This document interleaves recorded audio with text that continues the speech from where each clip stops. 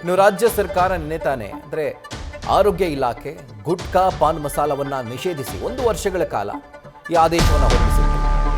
ಈ ಆದೇಶಕ್ಕೆ ಈಗ ಮಲೆನಾಡು ಭಾಗದ ಶಾಸಕರು ಸಿಡಿದೆದ್ದಿದ್ದಾರೆ.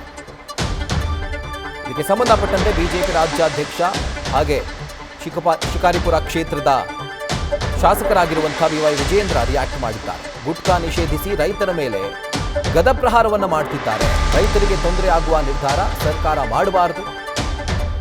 ಆಗಸ್ಟ್ 17-18ಕ್ಕೆ ಮುಖ್ಯಮಂತ್ರಿ ಅವರನ್ನ ನಾವು ಭೇಟಿ ಆಗ್ತೀವಿ ಅಂತ ಕೂಡ ಹೇಳಿದ್ದಾರೆ.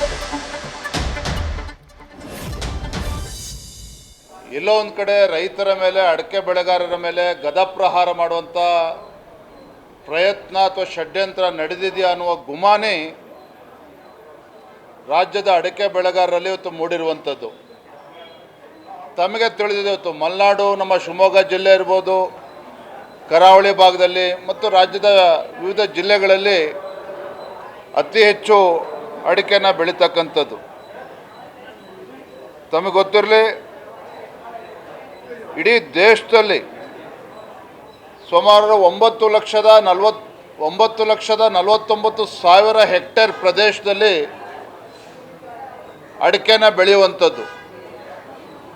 ಇದರಲ್ಲಿ ಸುಮಾರು 6,76,940 ಹೆಕ್ಟೇರ್ಸ್ ಅಷ್ಟು ಕರ್ನಾಟಕ ರಾಜ್ಯದಲ್ಲಿ ಅಡಿಕೆನ ಬೆಳೆಯುವಂಥದ್ದು. ಅಂದರೆ 76% ಅಷ್ಟು ಅಡಿಕೆ ಇಡೀ ದೇಶದಲ್ಲಿ ಯಾವ ರಾಜ್ಯದಲ್ಲಿ ಬೆಳೀತಾರೆ ಅಂತೇಳಿ ನಮ್ಮ ರಾಜ್ಯದಲ್ಲಿ, ಕರ್ನಾಟಕ ರಾಜ್ಯದಲ್ಲಿ ಬೆಳೆಯುವಂಥದ್ದು.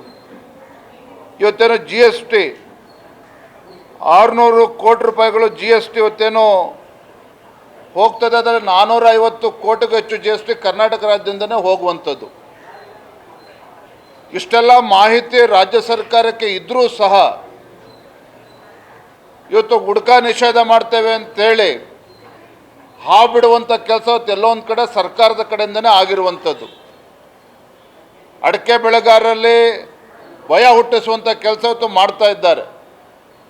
ನಾನಿವತ್ತು ನಮ್ಮ ಅರ್ಗ ಜ್ಞಾನೇಂದ್ರಣ್ಣ ಅವರು, ನಮ್ಮ ಹರೀಶ್ ಪುಂಜ ಅವರು, ನಮ್ಮ ಮಲೆನಾಡು ಮತ್ತು ಎಲ್ಲ ಶಾಸಕರಲ್ಲೂ ಕೂಡ ಚರ್ಚೆಯನ್ನು ಕೂಡ ಮಾಡಿದ್ದೇನೆ.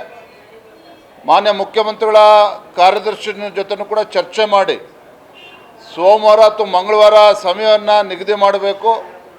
ನಮ್ಮ ಕ್ಯಾಂಪ್ಕೋ ಮತ್ತು ನಮ್ಮೆಲ್ಲ ಸಂಘದ ಅಧ್ಯಕ್ಷರು ಎಲ್ಲರೂ ಕೂಡ ಬರ್ತಾರೆ, ಒಂದು ನಿಯೋಗ ಬರ್ತದೆ, ನಿಯೋಗಕ್ಕೆ ಒಂದು ಸಮಯವನ್ನು ಕೂಡ ಕೊಡಬೇಕು ಅಂತೇಳಿ ನಾನು ಮುಖ್ಯಮಂತ್ರಿಗಳ ಅವರ ಕಾರ್ಯದರ್ಶಿಯಲ್ಲಿ ಕೂಡ ನಾನು ಹೇಳಿದ್ದೇನೆ. ಹಾಗಾಗಿ ಸೋಮವಾರ ಅಥವಾ ಮಂಗಳವಾರ ಭೇಟಿ ಮಾಡ್ತೇವೆ. ಈ ರೀತಿ ರೈತರಿಗೆ ತೊಂದರೆ ಆಗ್ತಕ್ಕಂಥ, ಅಡಿಕೆ ಬೆಳೆಗಾರರಿಗೆ ತೊಂದರೆ ಆಗ್ತಕ್ಕಂಥ ಯಾವುದೇ ನಿರ್ಧಾರವನ್ನು ರಾಜ್ಯ ಸರ್ಕಾರ ಅಂತ ಸಂದರ್ಭದಲ್ಲಿ ಮಾಡಬಾರ್ದು ಅಂತೇಳಿ ತಮ್ಮ ಮುಖ್ಯನ ನಾನು ಮತ್ತೊಮ್ಮೆ ಆಗ್ರಹವನ್ನು ಪಡಿಸ್ತಾ ಇದ್ದೇನೆ. ನ್ಯೂಸ್ ಫಸ್ಟ್, ನಿರ್ಭೀತಿಯಿಂದ ನಿಮ್ಮ ಪರವಾಗಿ.